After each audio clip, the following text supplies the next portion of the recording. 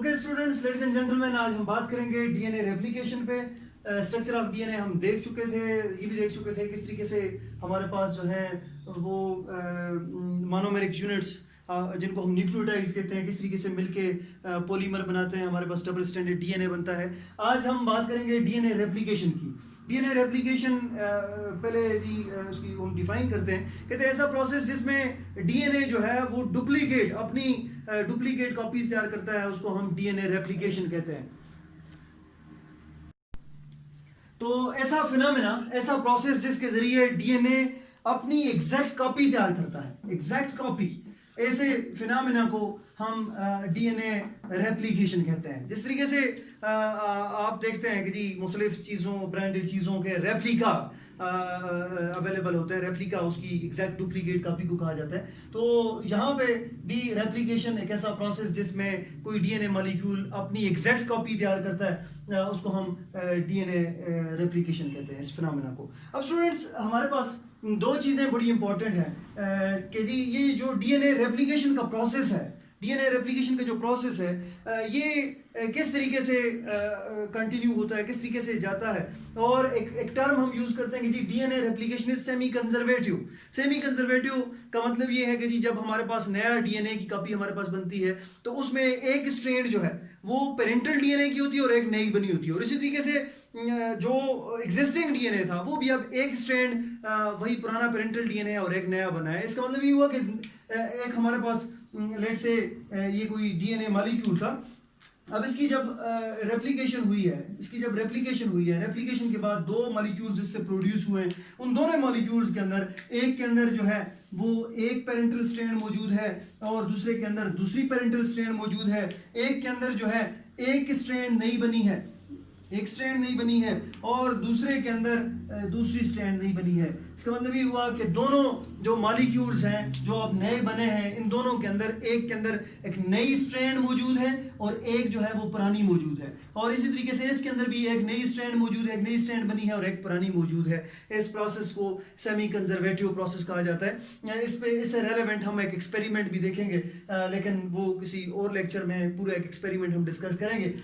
आज हम बात कर रहे हैं इस प्रोसेस के ऊपर कि किस तरीके से डीएनए रेप्लिकेशन टेक प्लेस करती है और कौन कौन से एंजाइम्स हैं, कौन कौन सी चीजें हैं जो उसके लिए रिक्वायर्ड है। स्टूडेंट्स, जिस तरह हम पहले बात कर चुके थे कि डीएनए एक डबल स्ट्रैंडेड मॉलिक्यूल है और डबल स्ट्रैंडेड भी ऐसा मॉलिक्यूल है कि जी जिसके दो स्ट्रैंड जो हैं they are complementary to each other, वो एक दूसरे की कंप्लीमेंट्री हैं। और कंप्लीमेंटेरिटी हमने बात की थी, complementarity with respect to direction and complementarity with respect to base pairing. हमने कहा था जी कि अगर एक स्ट्रैंड के एक तरफ अगर 5 प्राइम एंड है तो उसकी दूसरी तरफ 3 प्राइम एंड है, या इसी को हमने फास्फेट टर्मिनल भी कहा था कि फास्फेट टर्मिनल है तो इस तरफ हाइड्रोक्सिल टर्मिनल होगा। और दूसरी स्ट्रैंड जो है वो इससे अपोजिट डायरेक्शन में मूव करेगी, उसके यहाँ पे फास्फेट टर्मिनल है मींस 5 प्राइम एंड है और यहाँ पे 3 प्राइम एंड है, हाइड्रोक्सिल टर्मिनल है। तो ये दोनों स्ट्रैंड्स अगर मैं इनको थोड़ा सा मजीद आपकी आसानी के लिए इनको ड्रा करूं तो मैं इनको यूं ड्रा करता हूं कि ये एक स्ट्रैंड है और ये हमारे पास दूसरी स्ट्रैंड है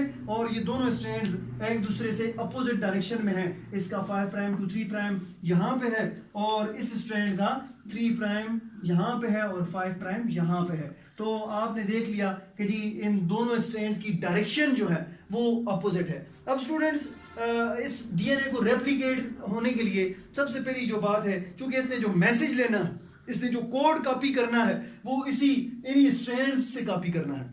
इन्हीं स्ट्रैंड्स को यूज करते हुए इन्होंने ये कोड जो है वो कॉपी करना है। इन स्ट्रैंड से कोड कॉपी करने के लिए जो सबसे पहली रिक्वायरमेंट है वो इसको अनवाइंड करने की है। डीएनए को अनवाइंड, ये दोनों स्ट्रैंड सेपरेट होंगे तो तब जाके इससे कोड रीड भी होगा और कॉपी भी होगा। तो सबसे पहला जो स्टेप डीएनए रेप्लिकेशन में आता है that is unwinding.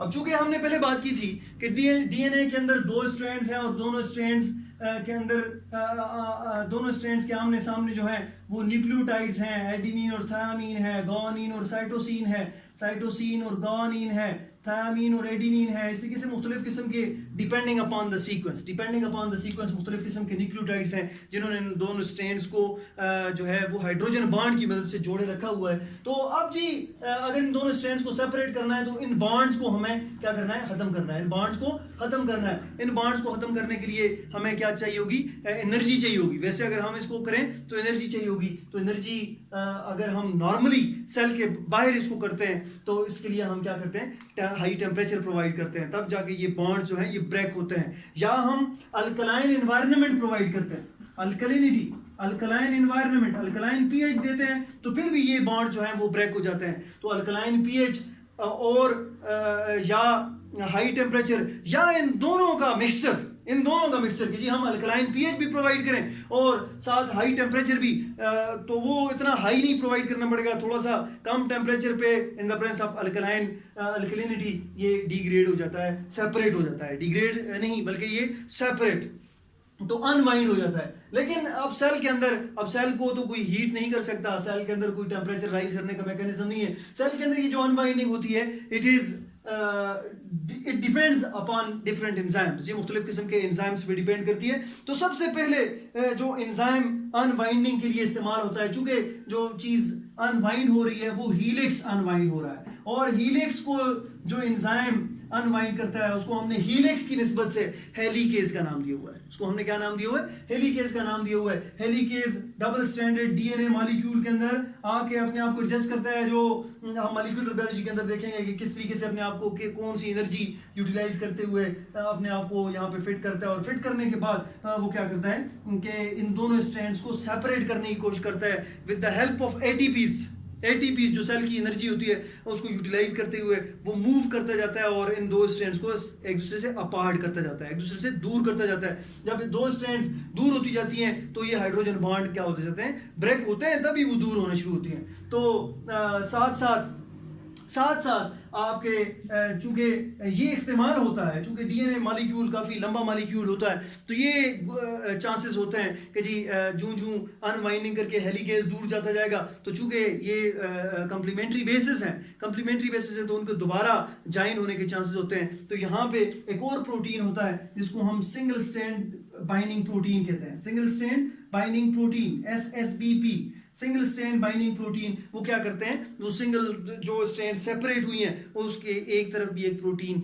Single stranded binding protein attach हो जाता है, दूसरी तरफ भी दूसरी प्रोटीन के साथ भी, और उनको आपस में फिर कंबाइन नहीं होने देता, उनको आपस में एक दूसरे के कंबाइन नहीं होने देता।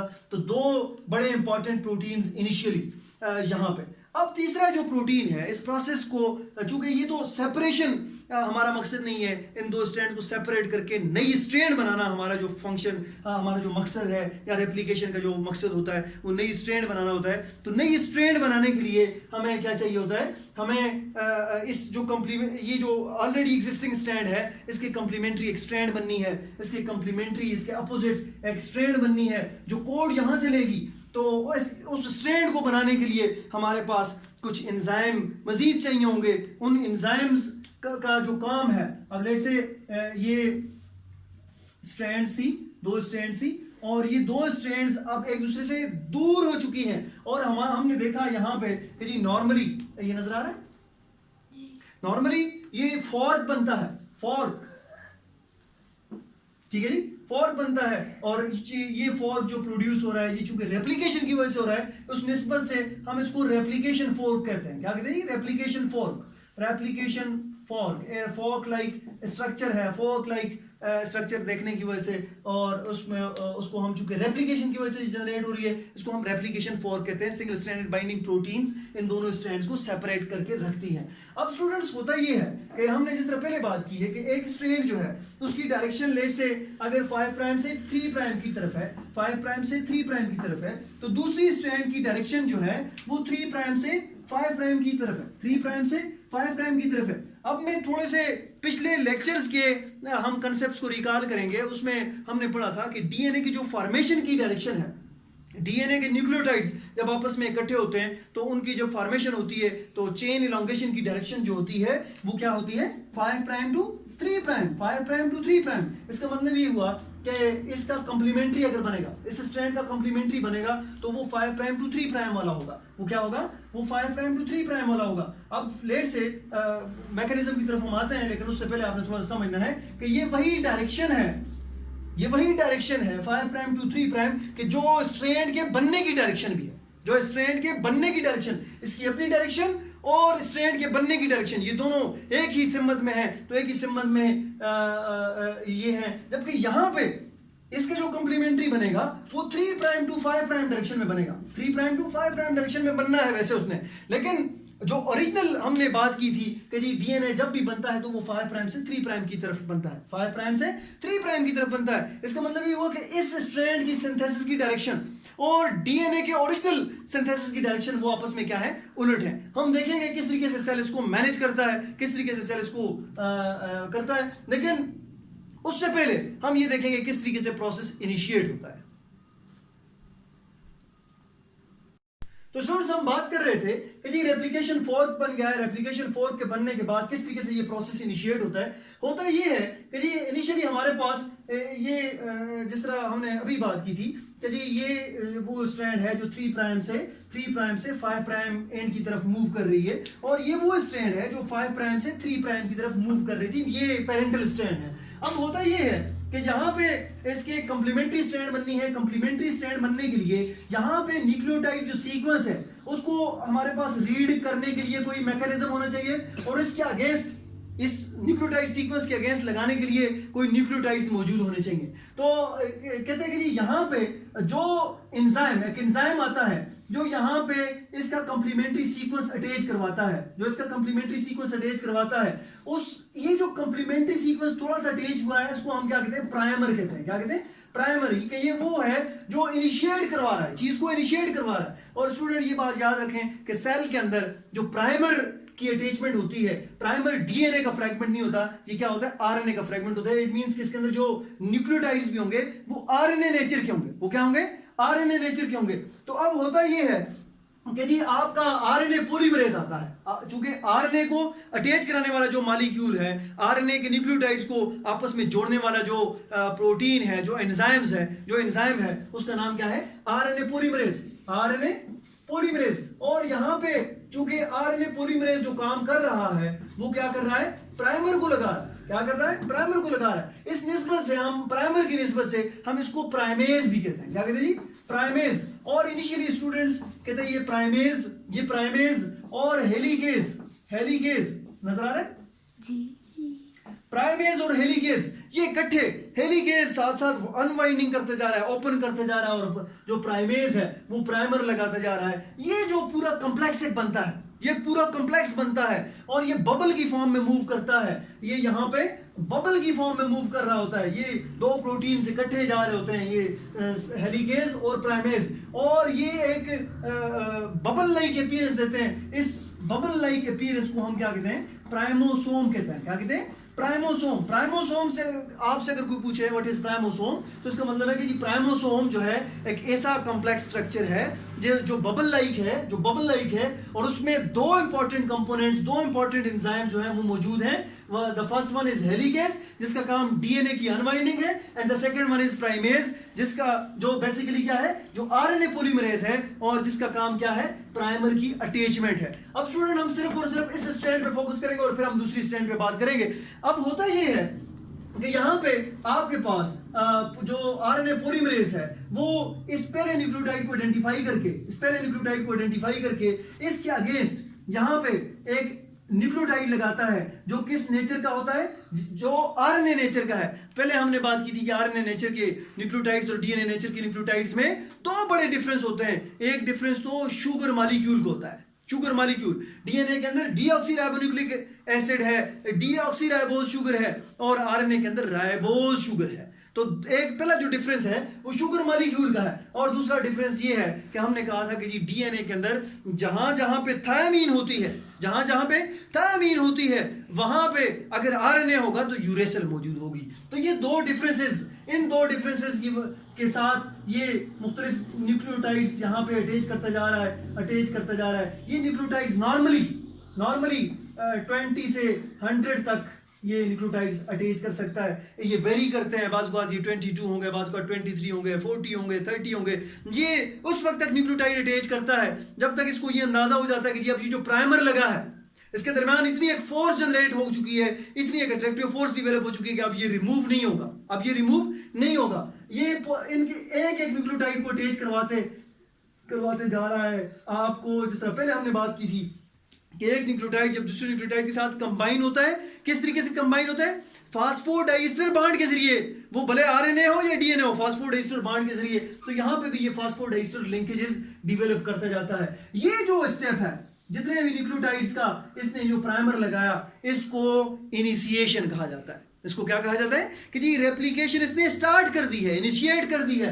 और जब प्राइमर जितना भी उसकी लेंथ थी वो लग गया है, उसके बाद इसके साथ अब न्यूक्लियोटाइड्स लगाने हैं। लेकिन न्यूक्लियोटाइड्स कौन सी नेचर के लगाने हैं? डीएनए की नेचर के लगाने हैं। अब मजीद अनवाइंडिंग होती जा रही है और डीएनए नेचर के न्यूक्लियोटाइड्स अटैच हो रहे हैं। डीएनए नेचर के न्यूक्लियोटाइड्स डीऑक्सीराइबोन्यूक्लियोटाइड्स अटैच हो रहे हैं। और इससे आगे जो प्राइमर से आगे वाला पोर्शन है वो डीएनए सिंथेसाइज हो रहा है। हम कहते हैं जी कि यहां पे भी जो बॉन्ड बन रहा है वो कौन सा बॉन्ड बन रहा है? फास्फोडाइस्टर बॉन्ड बन रहा है, फास्फोडाइस्टर बॉन्ड बन रहा है। और ये कोडिंग कहां से ली जा रही है कि जी अब इस स्ट्रैंड पे फर्ज करें एडेनिन है तो सामने थायामीन अटैच होती है, उधर अगर थायामीन है तो इधर एडेनिन लगाई जाती है, उधर अगर साइटोसिन है इधर गावानीन लगाई जाती है, उधर अगर गावानीन है इधर साइटोसिन लगाई जाती है। इस पैटर्न को मॉनिटर कौन कर रहा है? आपका एक एंजाइम है।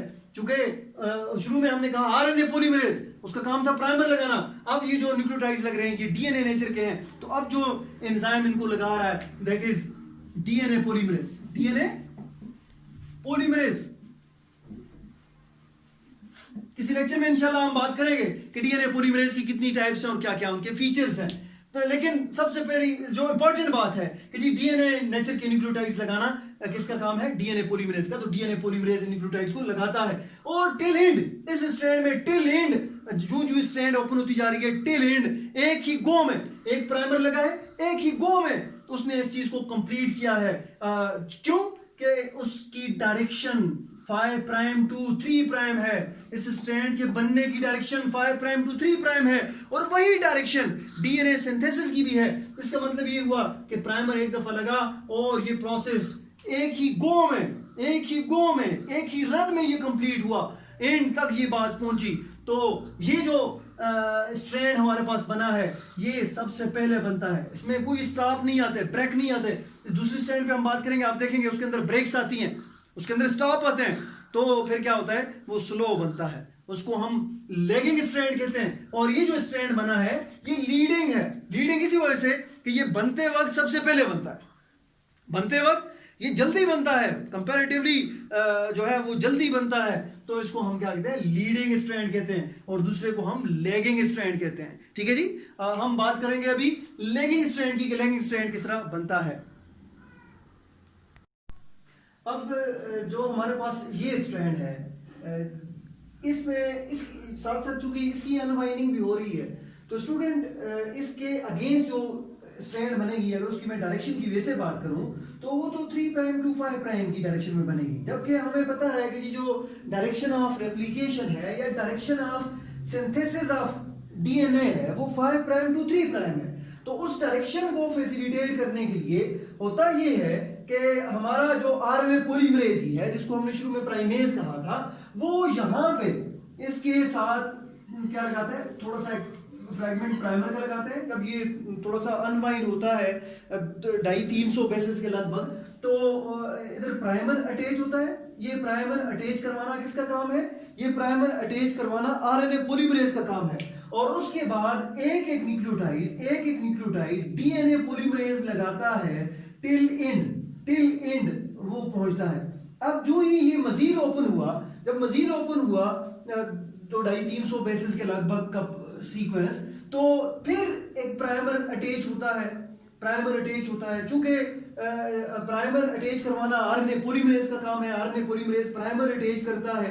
और फिर उसके बाद प्राइमर की अटैचमेंट के बाद इसमें न्यूक्लियोटाइड ऐड होते जाते हैं with the help of DNA polymerase. अब एक क्वेश्चन अराइज होता है कि जी प्राइमर क्यों लगता है? डायरेक्टली हमारा डीएनए पॉलीमरेज ही यहां से इस केस में या यहां से डायरेक्टली सिंथेसिस क्यों नहीं स्टार्ट कर सकता?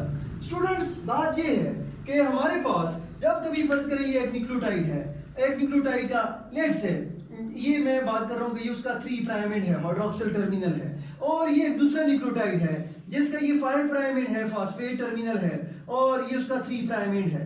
अब इनके दरमियान बेसिकली जो बॉन्ड बनना है, जो हमने न्यूक्लियोटाइड के अंदर पढ़ा, फास्फोडाइस्टर लिंकेज, तो ये लिंकेज करवाना पॉलीमरेज का काम है, पॉलीमरेज का। डीएनए पॉलीमरेज ये लिंकेज वैसे नहीं करवा सकता, उसके लिए उसे एक 3 प्राइम हाइड्रोक्सिल चाहिए। वो 3 प्राइम हाइड्रोक्सिल के साथ अटैच होके नेक्स्ट न्यूक्लियोटाइड को जो है वो बाइंड करा सकता है। सिंपली मैं यूं कहता हूं, लेट्स से कि जी ये अगर डीएनए पॉलीमरेज है और डीएनए पॉलीमरेज एक न्यूक्लियोटाइड को के साथ एंकर होता है, उसके 3 प्राइम एंड के साथ जुड़ता है, दूसरा न्यूक्लियोटाइड को पकड़ता है और लाके इसके साथ जोड़ता है और खुद मूव कर जाता है फर्दर। फिर दूसरे न्यूक्लियोटाइड को पकड़ता है, लाके यहां जोड़ता है और खुद मूव करता है फर्दर। अब हमारे पास जो डीएनए पॉलीमरेज है उसको पहला न्यूक्लियोटाइड लगाने के लिए भी क्या चाहिए? 3 प्राइम हाइड्रोक्सिल चाहिए, जो उसे वैसे नहीं मिल सकता। तो 3 जो आरएनए पॉलीमरेज है उसको 3 प्राइम हाइड्रोक्सिल नहीं चाहिए होता। जब उसको 3 प्राइम हाइड्रोक्सिल नहीं चाहिए तो इसका मतलब कि वो कहीं से भी स्टार्ट कर सकता है अगर वो 1 सिंगल स्ट्रैंड मौजूद हो। तो इस केस में आपने देखा कि गुज़श्ता जो स्ट्रैंड थी इसमें सिर्फ एक ही प्राइमर का पेयर लगा और उसके बाद कंटिन्यूअस सिंथेसिस हुई, जबकि इस केस में छोटे छोटे फ्रैगमेंट्स प्राइमर के लग रहे हैं, और फिर सिंथेसिस हो रही है।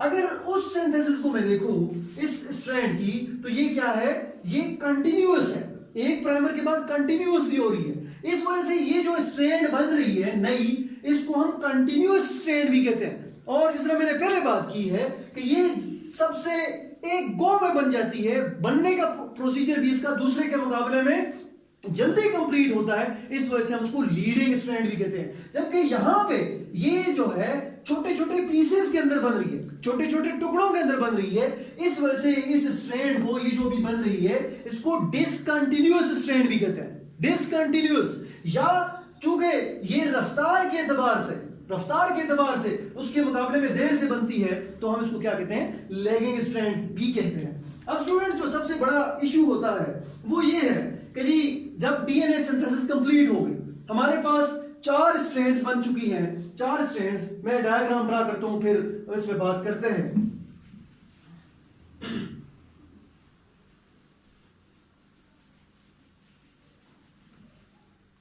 लेट्स से हमारे पास एक पेरेंटल डीएनए था जिसको मैं रेड कलर से शो कर रहा हूं।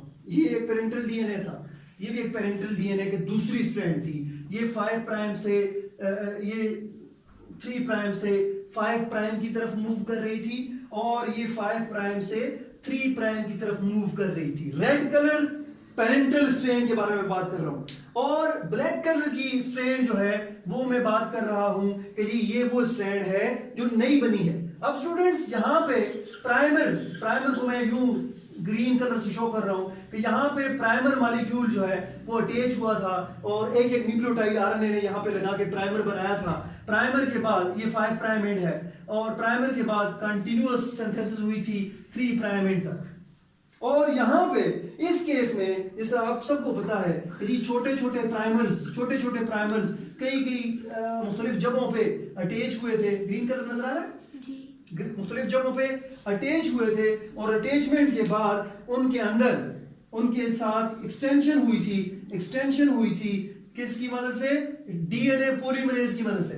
अब ये जो छोटे छोटे फ्रैगमेंट्स हैं प्राइमर के, ये अगर आप रिकॉल करें, अगर आपको याद हो, तो ये आरएनए नेचर के हैं, और यहां पे ये प्राइमर भी आरएनए नेचर का है। अब चूंकि जो मॉलिक्यूल हमारे पास बना है डबल स्ट्रैंडेड डीएनए है, अब इस डीएनए के अंदर आरएनए का मौजूद होना ये तो एक एरर है, और यहां पे भी ये छोटे छोटे आरएनए के फ्रैगमेंट्स मौजूद होना ये एक एरर है।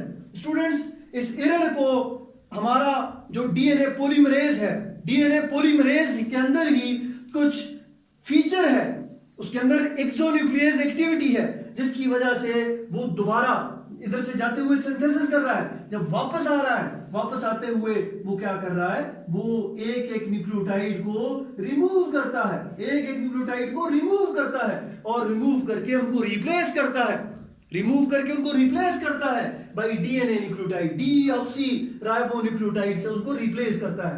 यहां पे इधर से तक सिंथेसिस हो रही थी, रिवर्स में जब जा रहा है, इसको हम प्रूफ रीडिंग एबिलिटी कहते हैं। प्रूफ रीडिंग, इसमें हम इंशाल्लाह एंजाइम के एतबार से पूरा अकेला लेक्चर रहेंगे। तो स्टूडेंट्स, ये जो फिनोमेना है, ये जो छोटे छोटे डीएनए के फ्रेगमेंट्स, अब मैं आरएनए के फ्रेगमेंट्स की बात नहीं कर रहा, जो प्राइमर्स हैं वो रिप्लेस हो रहे हैं, लेकिन ये जो डीएनए के छोटे छोटे फ्रेगमेंट्स इसके दरमियान मौजूद हैं, ये फॉर द फर्स्ट टाइम जिस साइंटिस्ट ने डिस्कवर किए थे, हिज नेम वाज ओकाज़की, उसका नाम क्या था, ओकाज़की था। और उसकी निस्बत से इन डीएनए के फ्रेगमेंट्स को, ये बात याद रखनी है, आरएनए वाले नहीं, जो डीएनए के छोटे छोटे इसके अंदर जो गैप्स फिल करने के लिए प्राइमर से लेके अगले प्राइमर तक जो डीएनए पॉलीमरेज ने न्यूक्लियोटाइड्स लगाई थी, ये डीएनए के जो फ्रेगमेंट्स हैं, इनको हम ओकाज़की फ्रेगमेंट्स कहते हैं, इनको हम ओकाज़की फ्रेगमेंट्स कहते हैं। अब स्टूडेंट्स, यहां पे वो प्रूफ रीडिंग कैपेसिटी की वजह से आपका डीएनए पॉलीमरेज इस न्यूक्लियोटाइड को रिमूव तो कर सकता है, लेकिन आप उसको लगाने के लिए फिर जी क्या चाहिए, यहां पे पॉलीमरेज एक्टिविटी चाहिए। तो पॉलीमरेज एक्टिविटी वो यहां पे फिर नहीं कर सकता, क्योंकि अगर पॉलीमरेज एक्टिविटी करता है तो उसने सहारा इसी का लेना है। तो ये छोटा सा जो गैप होता है, यहां पे एक न्यूक्लियोटाइड, यूं समझे कि जी यहां पे एक न्यूक्लियोटाइड रख के कोई ग्लूइंग मटेरियल डालना है, कोई एल्फी डालनी है यहां पे, वो एल्फी का काम जो एंजाइम कर रहा है उसका नाम है लाइगेज। और ये जो स्पेस जनरेट हो रही है, जो गैप जनरेट हो रहा है, इसको मॉलिक्यूलर बायोलॉजी की लैंग्वेज में निक कहा जाता है, निक, NIC निक। ये निक जनरेट हो रहा है और निक की फिलिंग का काम किसका है, लाइगेज का। अब अगर हम समराइज करें सारी बात को, तो स्टूडेंट्स एंजाइम्स कौन कौन से रिक्वायर्ड हैं, एंजाइम्स कौन कौन से रिक्वायर्ड हैं रेप्लिकेशन के लिए। सबसे पहले रेप्लिकेशन के लिए हमें पेरेंटल डीएनए चाहिए, पेरेंटल डीएनए। दूसरी बात, हमें क्या चाहिए जी, हमें हेलिकेज चाहिए। और स्टूडेंट्स, बाज़ औक़ात, बल्कि ज्यादातर केसेस में हमारे पास डीएनए सिर्फ डबल स्ट्रैंड की स्ट्रक्चर में ही होता, बल्कि ये बहुत ज्यादा इसके अंदर टेंशन होती है, और उस टेंशन की वजह से ये इसने सुपर कॉइल बनाए होते हैं। सुपर कॉइल, जिस तरह आप दो धागे लेके आपस में घुमाते हैं और घुमाने के बाद उनको थोड़ा सा लूज छोड़ते हैं, तो वो एक दूसरे के ऊपर गुथम गुथा हो जाते हैं। बिल्कुल डीएनए भी इसी तरीके से सुपर कॉइलिंग इसने की होती है। तो उस सुपर कॉइलिंग को रिमूव करने के लिए भी हमें टोपोआइसोमरेज एंजाइम चाहिए होता है। टोपोआइसोमरेज एंजाइम हमारे पास दो कैटेगरी के होते हैं, टोपोआइसोमरेज टाइप 1 और टोपोआइसोमरेज टाइप 2। टोपोआइसोमरेज टाइप 2 का काम इस टेंशन को कम करना है, उसके दरमियान जो टेंशन आई हुई है, उसके दरमियान जिस टेंशन की वजह से वो सुपर कॉइल बना रहा है, उसको कट करके उस टेंशन को रिलीज करना, उस टेंशन को खत्म करना टोपोआइसोमरेज टाइप 2 का काम है। और बाज़ औक़ात जब डीएनए बनता है तो उसको साइज को रिड्यूस करने के लिए दोबारा सुपर कॉइलिंग खुद इंड्यूस कराई जाती है। टोपोआइसोमरेज टाइप 2 का काम सुपर कॉइलिंग को रिड्यूस करना है, और बाज़ औक़ात हमें खुद क्या करनी होती है, सुपर कॉइलिंग इंड्यूस करनी पड़ती है हमारे एंजाइम्स को। तो वो जो एंजाइम है उसको टोपोआइसोमरेज टाइप 1 कहा जाता है, टोपोआइसोमरेज टाइप 1 कहा जाता है। टाइप 1 टोपोआइसोमरेज टाइप 1 इंड्यूस करता है सुपर कॉइलिंग को, टोपोआइसोमरेज टाइप 2 रिड्यूस करता है सुपर कॉइलिंग को। टोपोआइसोमरेज टाइप 2 को डायरेज भी कहते हैं, टोपोआइसोमरेज टाइप 2 को डायरेज भी कहते हैं। तो पेरेंटल डीएनए हमें चाहिए, टोपोआइसोमरेज चाहिए या गायरेज चाहिए, इसके अलावा हमें हेलिकेज चाहिए, इसके अलावा हमें क्या चाहिए जी, प्राइमेज या जिसको हमने आरएनए पॉलीमरेज कहा था। इसके अलावा हमें डीएनए पॉलीमरेज चाहिए, डीएनए पॉलीमरेज। और स्टूडेंट्स, हमें एनर्जी चाहिए इस आरएनए पॉलीमरेज को और डीएनए पॉलीमरेज को ड्राइव करने के लिए, इसको आगे बढ़ाने के लिए, और इसी तरीके से हेलिकेज को मूव कराने के लिए हमें एनर्जी चाहिए। सेल के अंदर अगर हम बात कर रहे हैं, हमें एनर्जी चाहिए in the form of ATPs. और साथ साथ साथ चूंकि ये न्यूक्लियोटाइड जो है ये बिल्डिंग ब्लॉक्स हैं इसके, तो ये बिल्डिंग ब्लॉक्स भी हमें चाहिए, न्यूक्लियोटाइड्स भी चाहिए हमारे सेल के अंदर, ये न्यूक्लियोटाइड्स काफी मिकदार में होने चाहिए। ठीक है जी, ये सारी बात है। अब स्टूडेंट्स, ये जो पेरेंटल डीएनए जिसके अगेंस्ट लीडिंग स्ट्रैंड बनी थी, लीडिंग स्ट्रैंड, अब होपफुली लीडिंग स्ट्रैंड आपको क्लियर होगी कि जिसमें एक ही प्राइमर लग रहा है और कंटिन्यूअस सिंथेसिस हो रही है, या जिसको हम कंटिन्यूअस भी कहते हैं, वो डीएनए मॉलिक्यूल जिसके अगेंस्ट लीडिंग स्ट्रैंड बनी थी उसको हम टेम्पलेट कहते हैं। टेम्पलेट सांचे को कहा जाता है। टेम्पलेट किसको कहा जाता है? इसके लफ्जी माने सांचे के हैं, तो इसको टेम्पलेट स्ट्रैंड कहते हैं। और उसी ये जो स्ट्रैंड है, ये पेरेंटल स्ट्रैंड, ये उसका अपोजिट है, उसकी कंप्लीमेंट्री है। उस कंप्लीमेंट्री की निस्बत से हम अगर उसको टेम्पलेट कहते हैं तो इसको क्या कहते हैं? नॉन टेम्पलेट कहते हैं। क्या कहते हैं? Non template. इसके दो नाम